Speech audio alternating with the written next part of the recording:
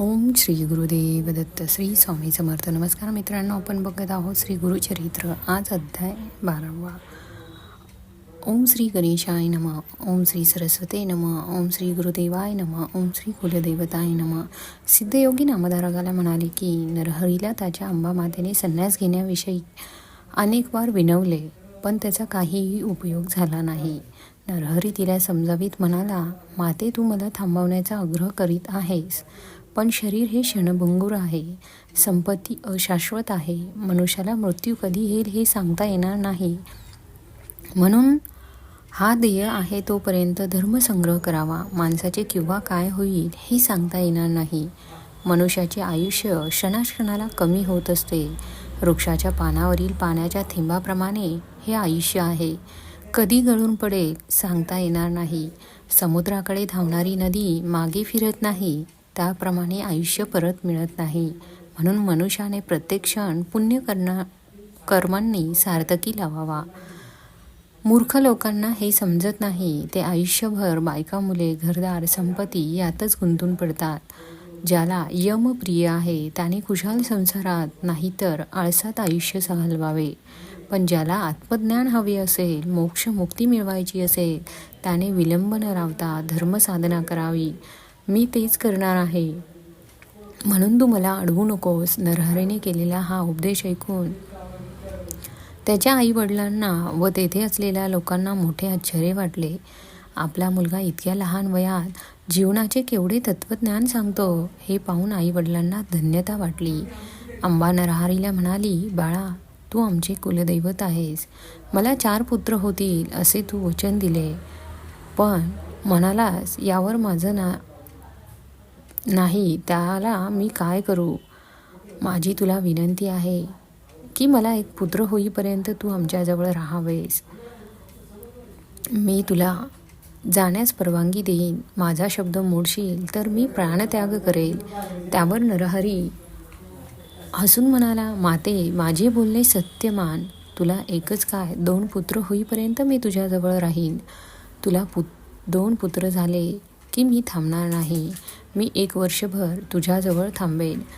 नरहरी 1 वर्ष आईवडिलांच्या जवळ राहिला. 7 वर्षाचा नरहरी सर्वांना वेद शिकवू लागला. 7 वर्षाचा हा मुलगा 4 वेद शिकवतो हे पाहून लोक थक्क झाले. मोठमोठे विद्वान लोक नरहरीचे शिष्य बनून वेद शिकू लागले. स्वतःला षडकशास्त्री म्हणवणारे लोकही नरहरीकडे येऊ लागले. त्यामुळे नरहरीची कीर्ती सर्वदूर पसरली. हे पाहून आईवडिलांना मोठीच धन्यता वाटली. काही दिवसांनी अंबा गरोदर राहिली. 9 पूर्ण होताच तिला जुळे पुत्र झाले. नरहरीचा आशीर्वाद खरा ठरला. सद्गुरूचे वचन खोटे कसे ठरेल. पुत्रप्राप्तीने आईवडिलांना अतिशय आनंद झाला. 1 वर्षाची मुदत पूर्ण होताच नरहरी मातेला म्हणाला, माते, तुझी इच्छा पूर्ण झाली आहे. तुझे हे 2 पुत्र शतायुषी होतील. 2 पुत्र व 1 कन्या होईल. तुला कधीही काही कमी पडणार नाही. तुम्ही सर्वजण सुखात राहाल. तुमचे पुत्र तुमची आयुष्यभर उत्तम सेवा करतील. तुम्ही माझे स्मरण करताच मी तुम्हाला भेटेन. तुम्ही जन्मजन्मी शिवाची आराधना केली आहे. त्याची भावभक्तीने प्रदोषपूजा केली आहे. सुख, समृद्धी, यश, कीर्ती, इहलोकी सौख्य व परलोकी मोक्ष मुक्ती, कुळात सत्पुरुषाचा जन्म हे शिवभक्तीचे फळ आहे.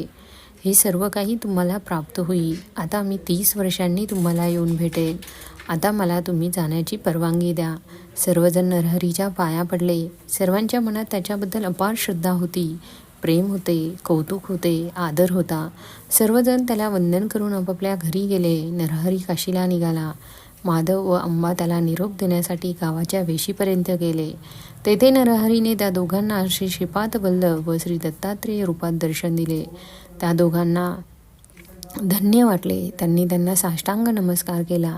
नरहरी बद्रिकाश्रमाकडे निघाला, पण त्याला अगोदर तो काशीला गेला. तेथे त्याने काशी विश्वेश्वराचे दर्शन घेतले. त्याने अखंड खडतर तपश्चर्या केली. नरहरीची तपश्चर्या, योग साधना, त्यांची संन्यासावृत्ती इत्यादी पाहून त्या काशी क्षेत्रातील मोठमोठ्या तपस्व्यांना मोठे नवलच वाटले. अनेक लोक त्यांचे दर्शन घेण्यासाठी येऊ लागले. तेथे कृष्ण सरस्वती नावाचे एक वयोवृद्ध ज्ञानवृद्ध तपस्वी होते. ते नरहरीची लक्षणे पाहून इतर तपस्व्यांना म्हणाले, हा नरहरी बाळ असला तरी हा तपस्वी आहे, हा परमज्ञानी आहे. जगतवंद्य सद्गुरू पुरुष आहेत, हा गुरुपदाचा अधिकारी आहे, याने संन्यास घेतला तर या कलियुगात लोप पावलेल्या संन्यास धर्माचे जीवन होईल. हा लोक कल्याण करणारा आहे. याच्या दर्शनाने पतित लोक पवन होतील. याने इतरांना संन्यास दीक्षा दिली तर परमात्मा साधनेत आवश्यक असे बुद्धीचे स्थैर्य प्राप्त होईल.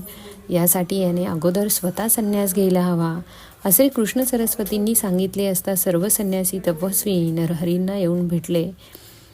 या कलियुगात संन्यास घेणे निषिद्ध मानले जाते. हे अत्यंत अयोग्य आहे. पूर्वी शंकराचार्यांनी संन्यास धर्माला प्रतिष्ठा मिळवून दिली होती. तेच कार्य आता तुम्हाला करावे लागणार. यासाठी तुम्ही एक संन्यास दीक्षा घेऊन या प्राचीन परंपरेचा उद्धार करा. नरहरीने ही विनंती मान्य करून कृष्ण सरस्वतींच्या विधिवत संन्यास दीक्षा घेतली. ते नृसिंह सरस्वती झाले. सिद्धयोग्यांनी असे सांगितले असता नामधारकाने त्यांना विचारले, नरहरी म्हणजे साक्षात त्रयमूर्ती दत्तात्रयांचे अवतार. ते गुरुचेही गुरु जगद्गुरू असताना त्यांनी दुसरा गुरु का केला? त्यावर सिद्धयोगी म्हणाले, पूर्वी भगवान विष्णूंचा अवतार असलेल्या श्रीरामांनी वशिष्ठांना गुरु केले. त्याचप्रमाणे भगवान योगेश्वर श्रीकृष्णांनी संपादितांना गुरु केले. त्यामुळे गुरुपदाची प्रतिष्ठा वाढली. गुरु शिष्य परंपरा अबाधित ठेवली. हेच कार्य नरहरीने केले. नामधारकाने विचारले, हे कृष्ण सरस्वती कोण? त्यांची गुरुपरंपरा मला सांगा. नामधारकाने असे विचारले असता शुद्धयोगी म्हणाले, त्यांचा मूळ गुरु भगवान शंकर. त्याने विष्णूला उपदेश केला. विष्णूंचा शिष्य ब्रह्मदेव, त्याचा शिष्य वशिष्ठ.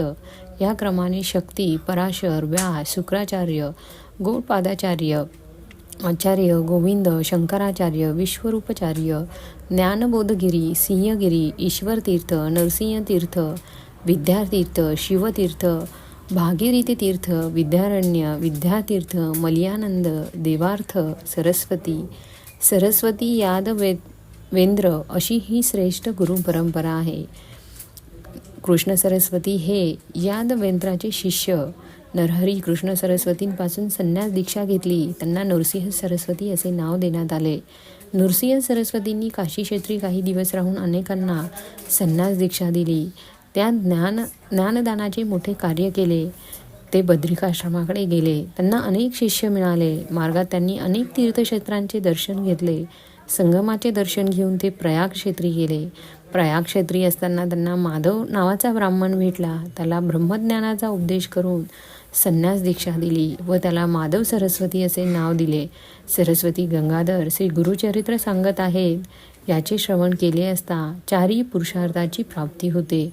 अशा रीतीने गुरुचरित्रातील काशी क्षेत्री संन्यास गुरु शिष्य परंपरा नावाचा अध्याय समाप्त. ओम श्री गुरुदत्तात्रेय नमस्तु. दिगंबरा दिगंबरा श्रीपादवल्लभ दिगंबरा. मित्रांनो, पुढील अध्याय बघण्यासाठी चॅनलला सबस्क्राईब करा. धन्यवाद.